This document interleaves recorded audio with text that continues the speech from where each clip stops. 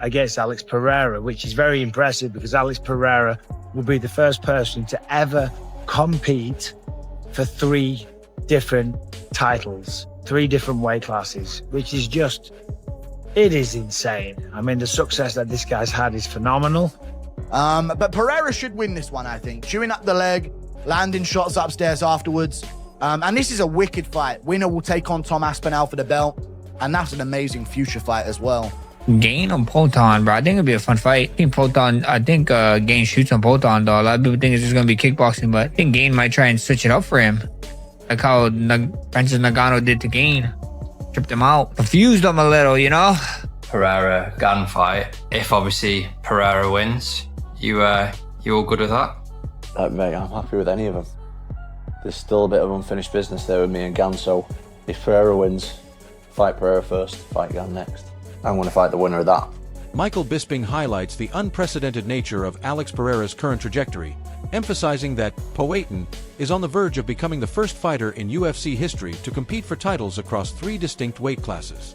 This level of rapid success, transitioning from a world-class kickboxing career to elite MMA dominance, is described as phenomenal and insane, setting the stage for a historic heavyweight debut against Ciryl Gane. Midnight. http://www.youtube.com/watchV=CI1R5T-FPG4&T=0. The strategic landscape of the Pereira vs. Gane matchup is already being dissected by analysts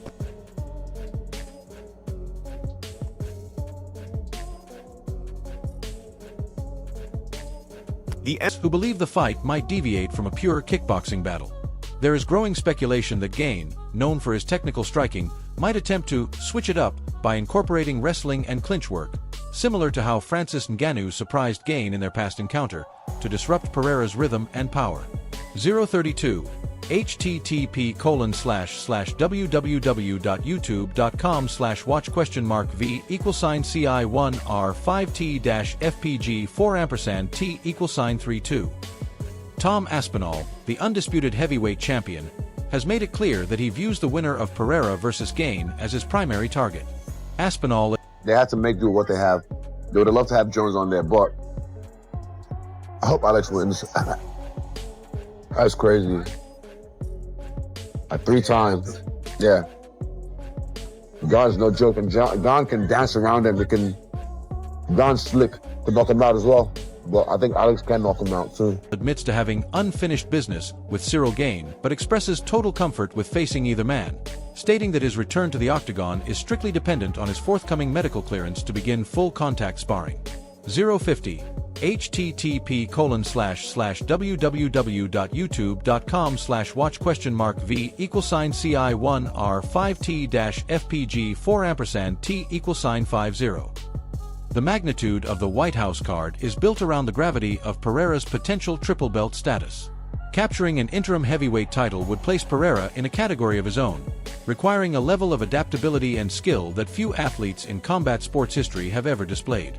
This potential victory would serve as the final hurdle before a massive unification bout with Tom Aspinall. 102.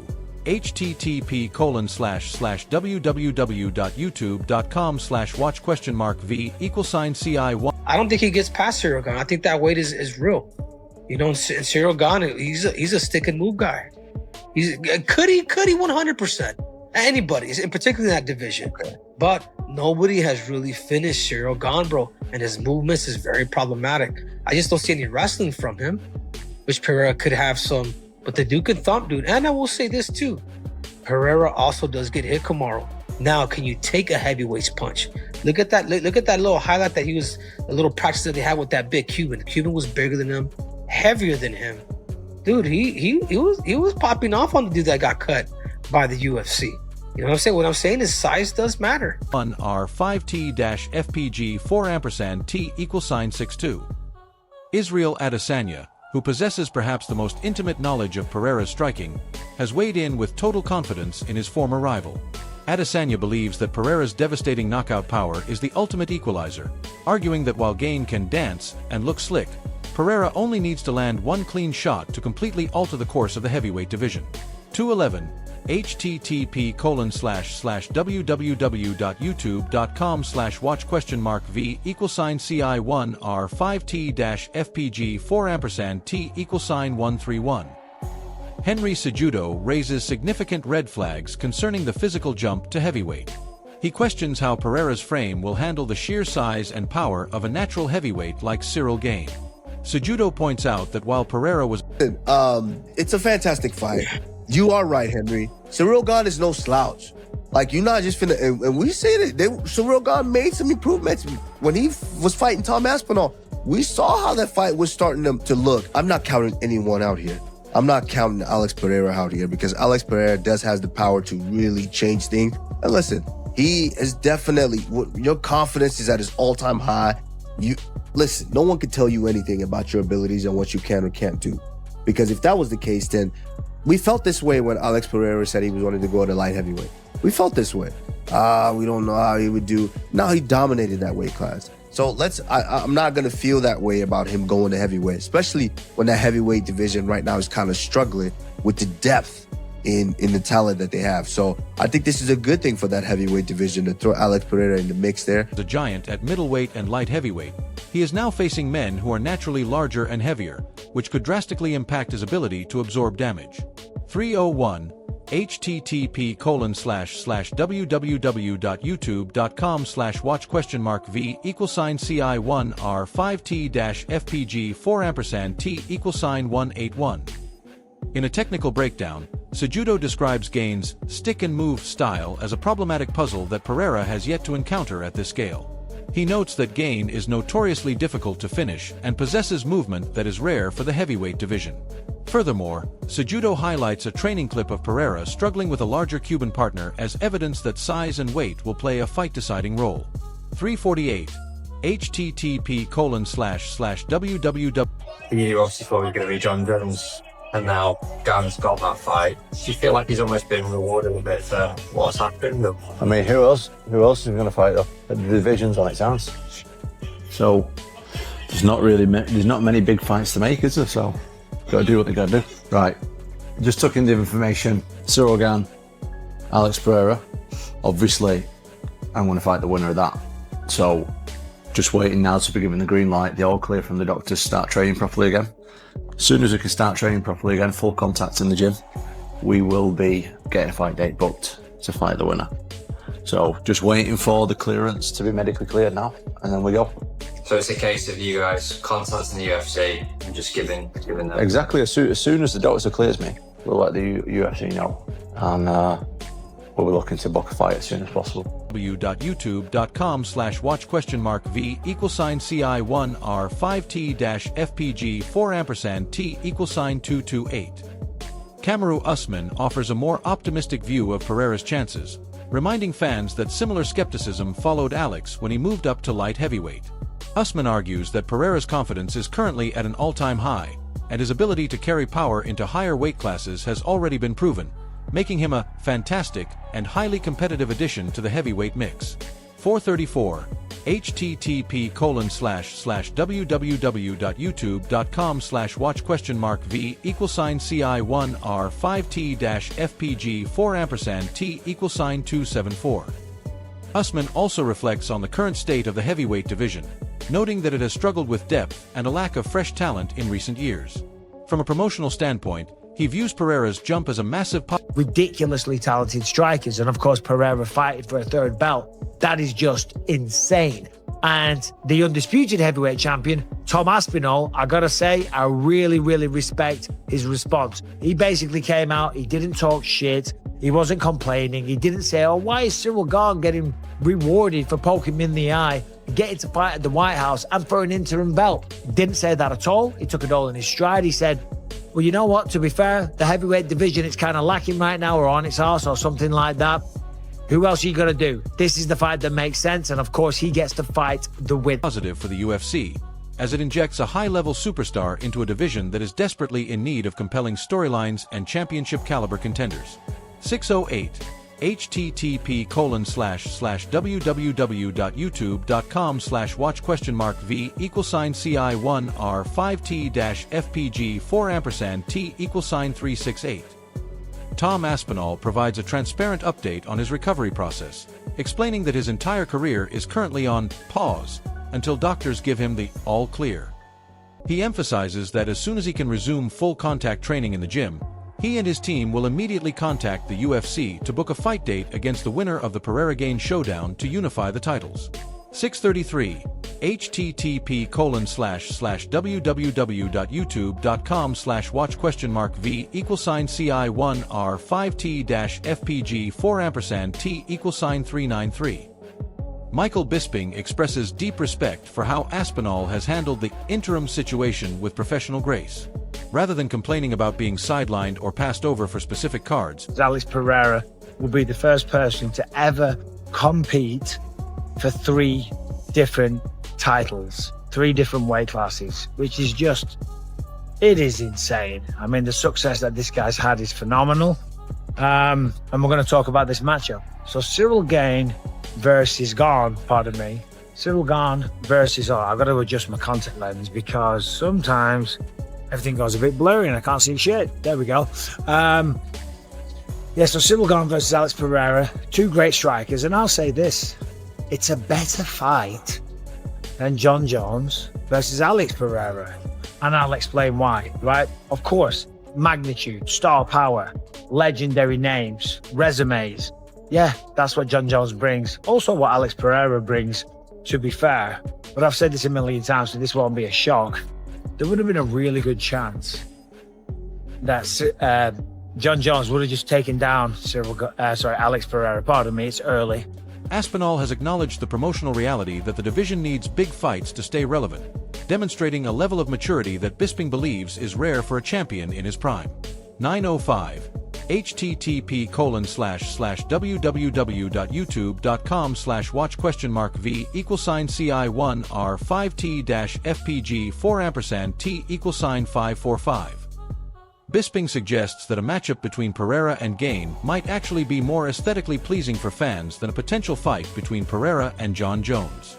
His logic is that Jones would likely utilize his world-class wrestling to neutralize Pereira's striking immediately, whereas a fight with Gane guarantees a high-level stand-up war between 2 of the most talented strikers in the sport's history.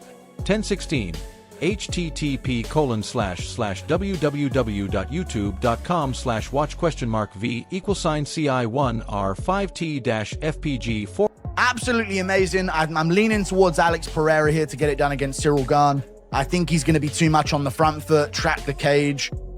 I don't think Ciryl Gane's going to be used to a guy with the skill level of Alex Pereira. He's never fought someone with that ability in his life.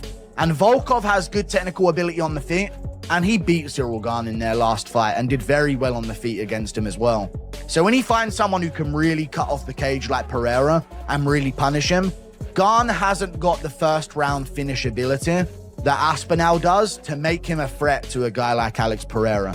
He also doesn't really have the offensive wrestling game to make him a threat to a guy like Alex Pereira either. $T=616. The MMA Guru provides a tactical analysis focusing on Pereira's ability to cut off the cage.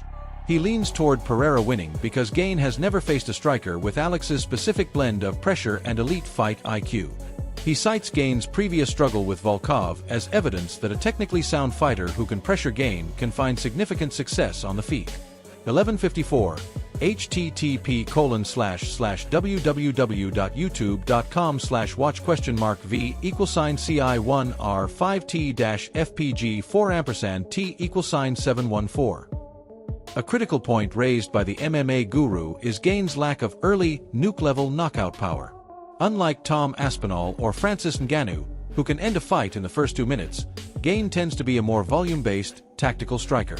Without a massive early finishing threat, the Guru believes Pereira will have the time and space to systematically break Gane down with leg kicks and heavy counters. 1438 http://www.youtube.com/watch. He could get it done.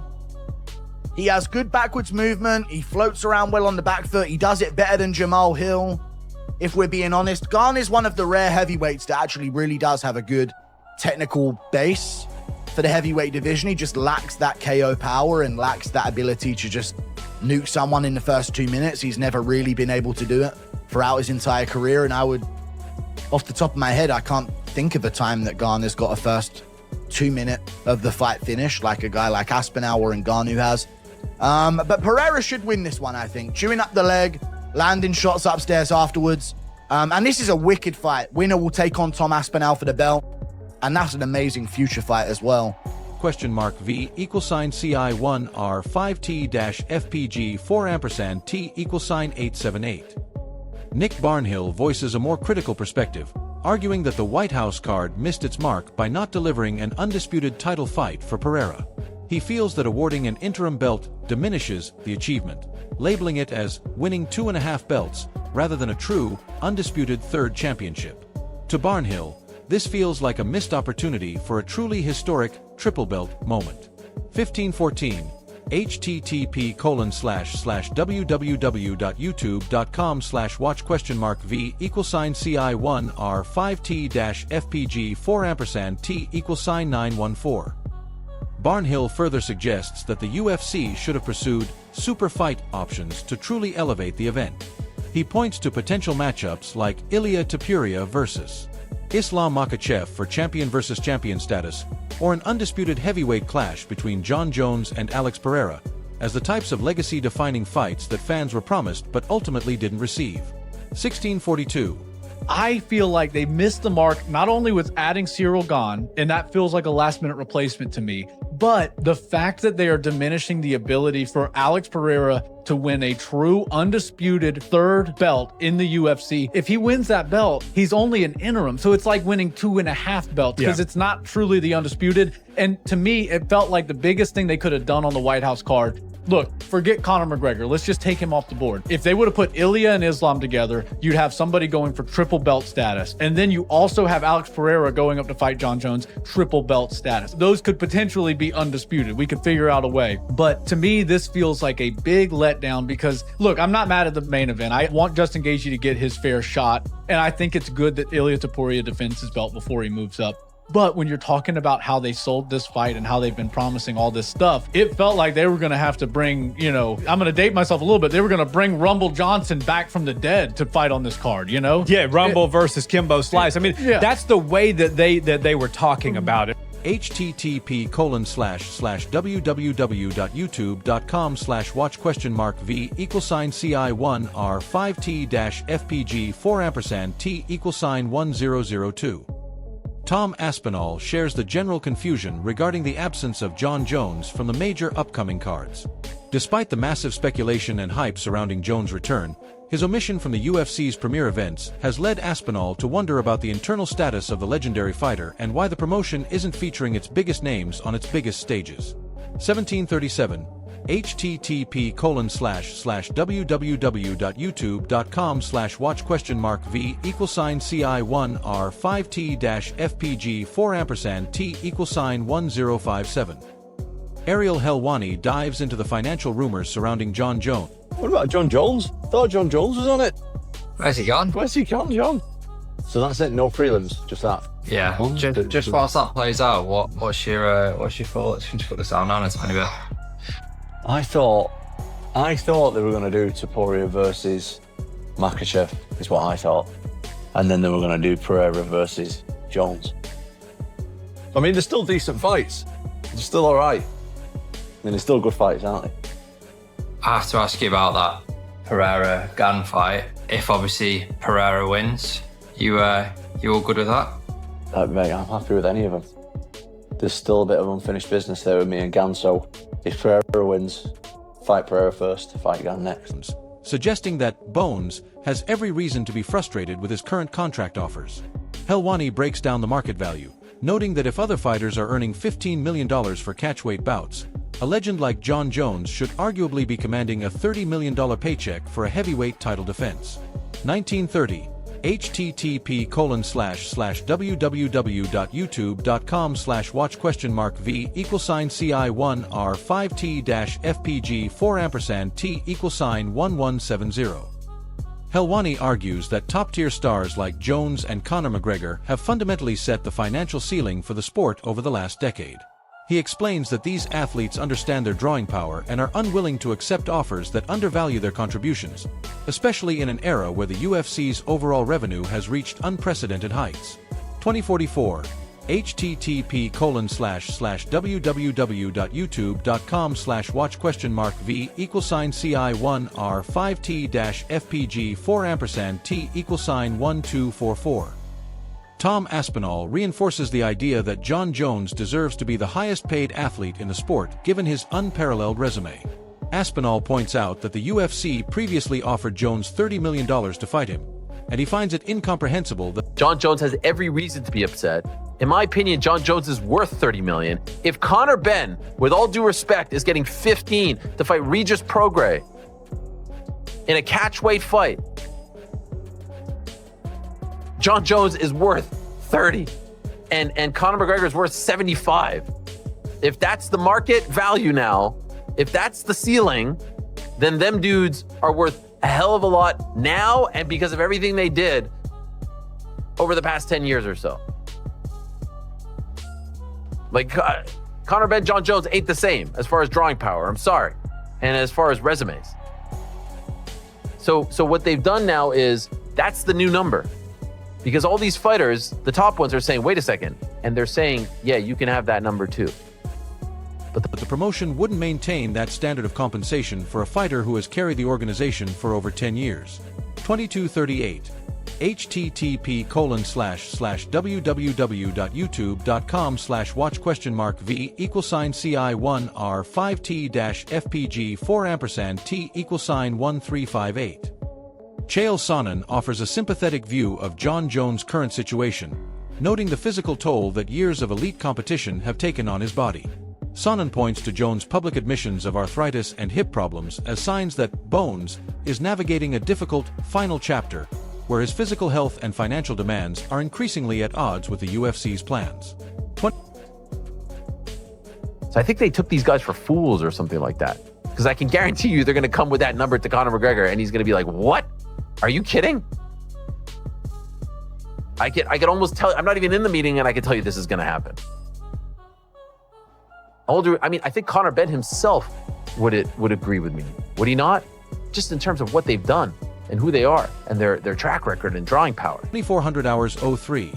http://www.youtube.com/watch:mark v=CI1R5T-FPG4&T=1443. In a candid assessment, Sonnen explains the cold hard truth of the negotiation process. If the UFC is unwilling to meet Jones' financial demands for the biggest fight in history, they certainly won't accommodate him for a less significant matchup. This indicates a fundamental stalemate between the sport's greatest icon and the promotion itself. 26:49. http://www.youtube.com/watch?mark v=CI1R5T-FPG4&T=1. Wow. Well, my reaction to that, and this is going to probably be crazy to a lot of people listening, but why is the UFC not giving Jon the respect he deserves financially? That's crazy to me.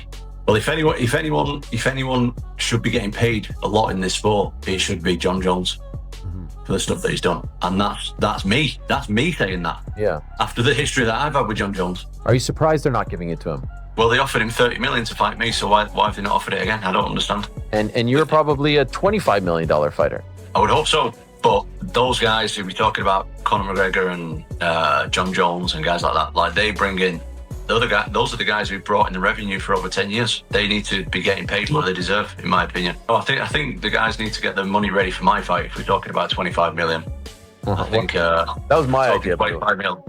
Get it ready, because I'm ready to get that. A critical point raised by the MMA guru is Gane's lack of early nuke-level knockout power.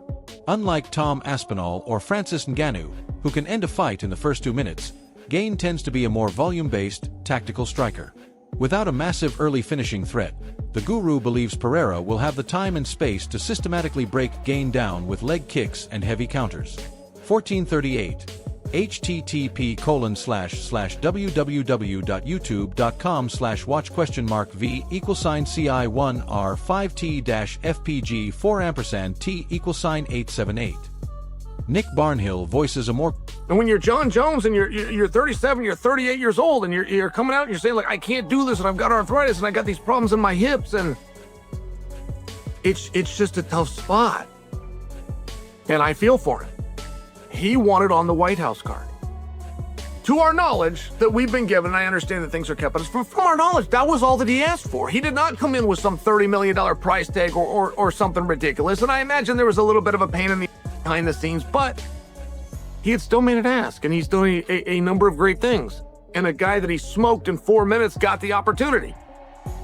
I mean, I could feel for John in that spot. Critical perspective, arguing that the White House card missed its mark by not delivering an undisputed title fight for Pereira. He feels that awarding an interim belt diminishes the achievement, labeling it as winning 2.5 belts rather than a true, undisputed third championship. To Barnhill, this feels like a missed opportunity for a truly historic triple belt moment. 1514 http://www.youtube.com/watchquestionmark v=ci1r5t-fpg4&t=914. Barnhill further suggests that the UFC should have pursued super fight options to truly elevate the event. He points to potential matchups like Ilia Topuria versus Islam Makhachev for champion versus champion status, or an undisputed heavyweight clash. It's a lot more complicated than you might think. Then are you going to tell me you're not going to put him in the interim? Like, does that sound right to you? Jon Jones fighting for the interim championship. Does that sound right to you? No, I don't think that you'd have done that.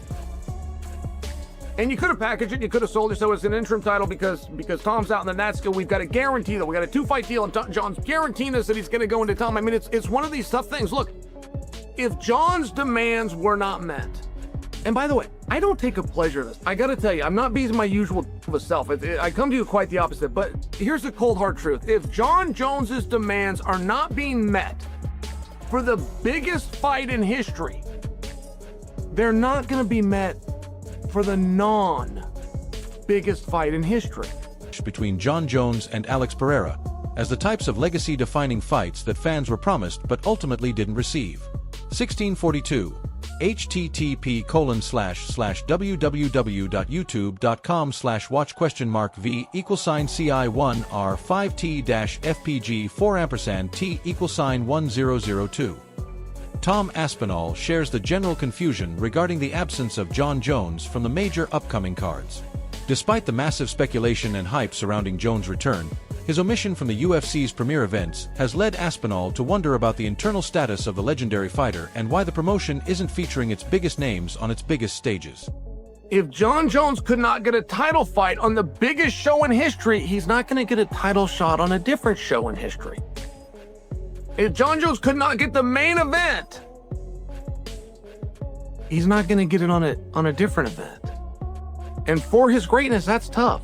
I don't think this is the way that he wants to go out. I don't think this is the way that he wants to retire. But there's simply, with the evidence that we have, there's no other way to interpret this than Jon Jones is. 1737 http://www.youtube.com/watch v=ci1r5t-fpg4&t=1057.